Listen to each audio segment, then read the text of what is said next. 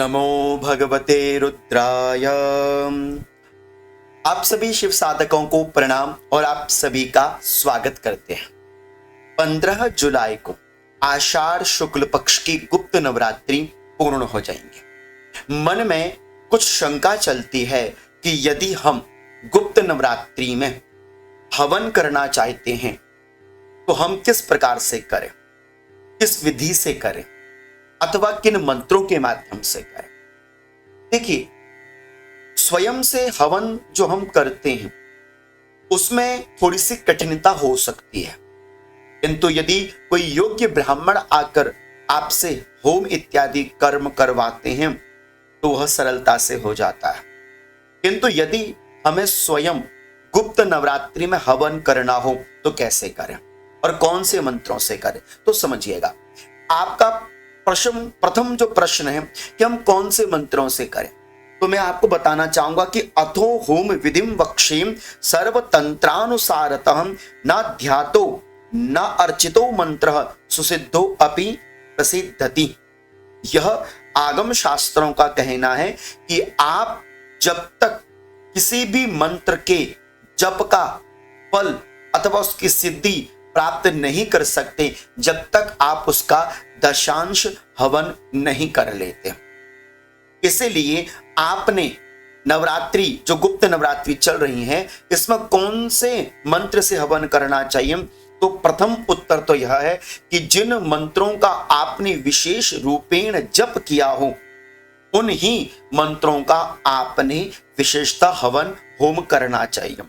मान लीजिए कि यदि आपने असंख्य रूप से कोई गिनती में यदि आपने मंत्र नहीं जपा है, असंख्य रूप से आपने यदि मंत्र जपे तो जितना हो सकता है 1 माला 2 माला 3 माला 5 माला 7 माला 11 माला आपने उसका दशांश होम करना चाहिए, पहली बात। दूसरा, जो आपने हवन किया है उसका आपने पुरस्चरण करना चाहिए। जो आपने मंत्र जपा है आपने उसका पुरस्चरण करना चाहिए। ये उनके लिए हम पहले बता रहे हैं जिन्होंने गुप्त नवरात्रि में कोई गुप्त साधना अथवा किसी मंत्र की सिद्धि के लिए जप किया है। इसीलिए पुरस्चरण करना अत्यंत अनिवार्य होता है। अब पुरस्चरण में क्या क्या होता है? पुरस्चरण में पंचांग अर्थात कि 5 अंग होते हैं कि एतत् तंत्रानुसारेण पुरस्चर्या करोति यः स सिद्धि स गणः सोऽपि विष्णुर्न च संशयः। बोले कि यदि आपने कोई मंत्र जपा है और उस मंत्र का यदि आप पुरस्चरण कर लेते हैं अवश्यम में वह मंत्र सिद्धि की स्थिति में जाकर प्रतिष्ठित हो जाता, क्योंकि स्वयं भगवान विष्णु जी ने बाणासुर पर विजय प्राप्त करने के लिए अर्थात भगवान श्री कृष्ण जी ने बाणासुर पर विजय प्राप्त करने के लिए क्या किया? बोले कि उन्होंने भी पुरस्चरण के माध्यम से अपने कार्य को संपन्न किया। इसलिए आपको पुरस्चरण करना चाहिए। अच्छा, पुरस्चरण में क्या क्या 5 अंग रहते हैं? तो शास्त्र कहता है कि जपा होमस तर्पणम चा अभिषेको ब्रह्म भोजनम पंचांगोपासनम लोके पुरस्चरण मुच्यते। जिसमें 5 अंग होते हैं उसे ही हम क्या बोलते हैं? पुरस्चरण कहते हैं। इसमें 5 अंग रहते हैं। बोले आपने जितना जप किया है, जप का दशांश होम, दशांश तर्पण, दशांश मार्जन और दशांश ब्राह्मण भोजन जो करवाया जाए वह पुरस्चरण की कोटि कहलाती है। पहली बात तो यह है, क्या पुरस्चरण करना अनिवार्य है? देखो, कर सको तो बहुत अच्छी बात है, नहीं कर सकें तो कोई दुविधा भी नहीं है, किंतु कर लें बहुत अच्छी बात है। क्योंकि हम पढ़ रहे थे कि जीव हीनो यथा देहुम सर्व कर्मशु क्षमः पुरस्चरण हीनो अपि तथा मंत्र प्रकीर्तित। यहाँ पर शास्त्र कहते हैं कि जैसे हम बिना शरीर के कोई काम नहीं ले सकते हैं उसी प्रकार से मंत्र की सिद्धि बिना पुरस्चरण के नहीं होती है। इसीलिए पुरस्चरण की विधि को हमारे शास्त्रकारों ने उल्लेख किया है। आप इन शैलियों के माध्यम से गुप्त नवरात्रि में हवन कर सकते हैं। ये तो रही बात उनकी जिन्होंने गुप्त नवरात्रि में किसी मंत्र की सिद्धि के लिए जप किया था, उन्हें क्या क्या और कैसे कैसे मंत्र का हवन करना चाहिए।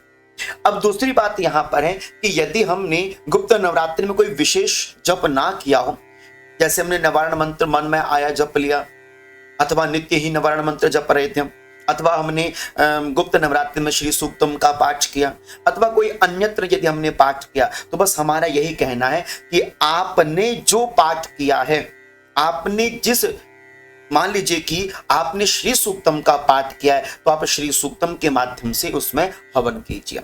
हवन के अंदर आपने कोई सामग्री नहीं डालनी। श्री सूक्तम के हवन में मात्र आपने खीर, पायस जिसे कहते हैं, उसमें आपने काले तिल और घी मिलाकर आपने उसका हवन करना चाहिए।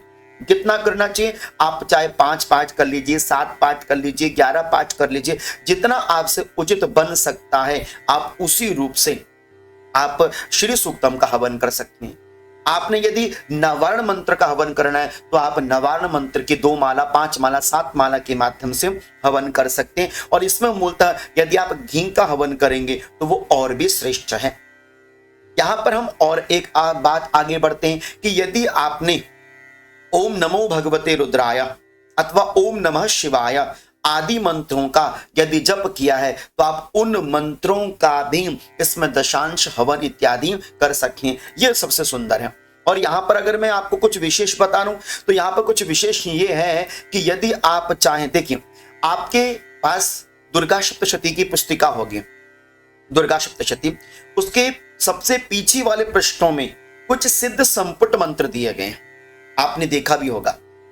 तो आप इन्हीं मंत्रों के माध्यम से भी चाहे हवन कर सकते हैं। आपको इसमें अनेक प्रकार से, विविध प्रकार से, विविध कामनाओं के निमित्त मंत्र मिल जाते हैं।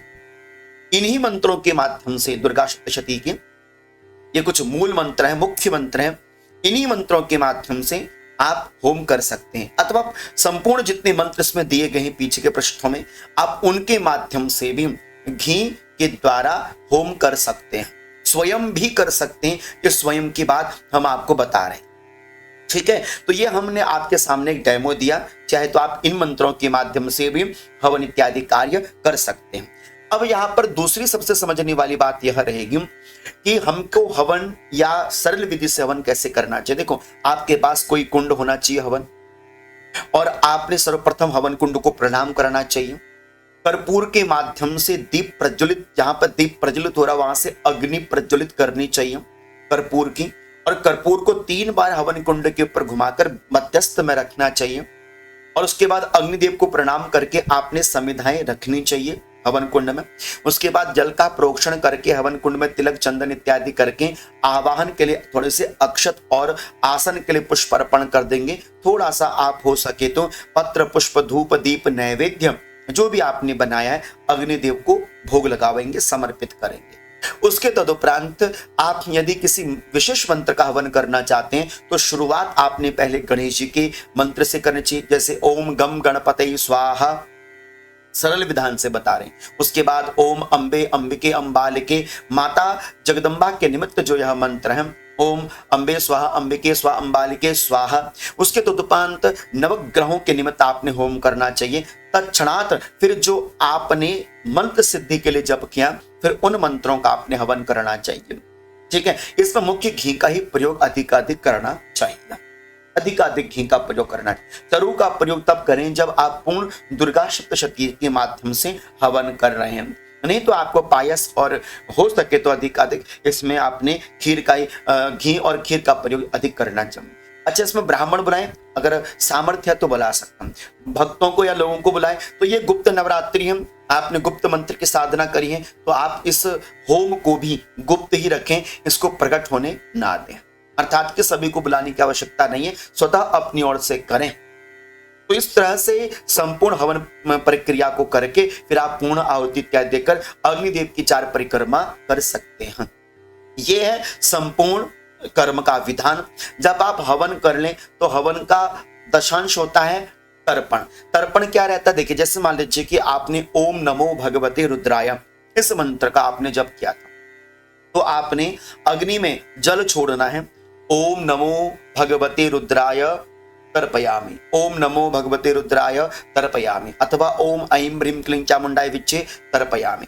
तो अंत में तर्पयामि, जब आपने तर्पयामि कर लिया, तर्पण कर लिया, तो तर्पण के बाद दशांश उसका आधा आपने क्या करना, दशांश मार्जन करना चाहिए। जैसे ओम नमो भगवते रुद्राय मार्जयामि, ठीक है। मार्जयामि करने के तदुपरांत जो ब्राह्मण देव हैं, यदि घर में नहीं बुलाए तो मंदिर में जाकर भी आप ब्राह्मण को भोजन अथवा भोजन के निमित्त दक्षिणा इत्यादि दे सकते हैं। तो ये संपूर्ण प्रक्रिया आप सूक्ष्म विधान से गुप्त नवरात्रि में पूर्ण कर सकते हैं। तो यदि आपने जप किया हो तो भी आप छोटा सा हवन अपने आप कर लीजिए, ना भी किया हो तो भी कर लीजिएगा, शुद्धिकरण हो जाता है। और विशेषतः गुप्त नवरात्रि में छोटा सा होम आपके घर में हो जाए, बहुत अच्छी बात है। आशा करता हूं कि छोटी सी जानकारी जो मैंने आपको दी आपको अच्छी लगी होगी, और जानकारी अच्छी लगी होगी अपने इष्ट मित्रों को जरूर शेयर कर दीजिएगा। तब तक आपको वंदन, अभिनंदन। ओम नमो भगवते रुद्राय।